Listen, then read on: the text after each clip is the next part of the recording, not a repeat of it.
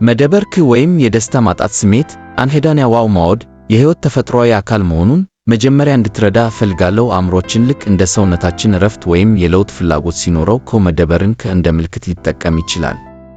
ይህ ስሜት ሲመጣብህ አእምሮህንና መንፈስን ለማደስ ማድረግ ያለብህ 5 ቁልፍ ስልቶችን ነው።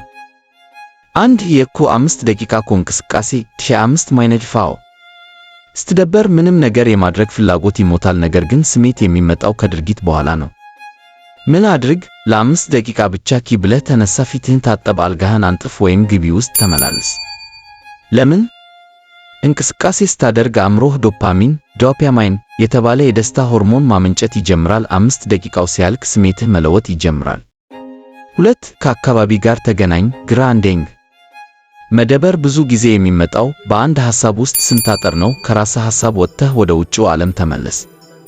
ተፈጥሮን ተመልከት፣ ዛፎችን፣ ሰማዩን ወይም የሚንቀሳቀሱ ሰዎችን ተመልከት።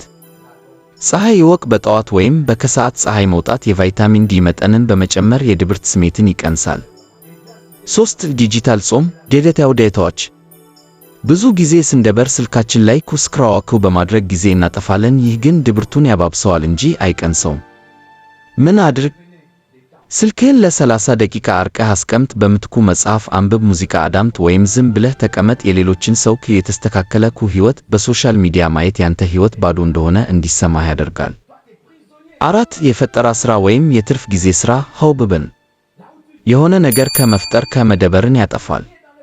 ምን አድርግ? ምግብ አብስል፣ የሆነ ነገር ጻፍ፣ ስዕል ሳል ወይም የሚበላሽ ዕቃ ካለ አድስ። በእጅህ የምትሠራው ማንኛውም ሥራ ለአእምሮ ትልቅ እርካታ ይሰጠዋል።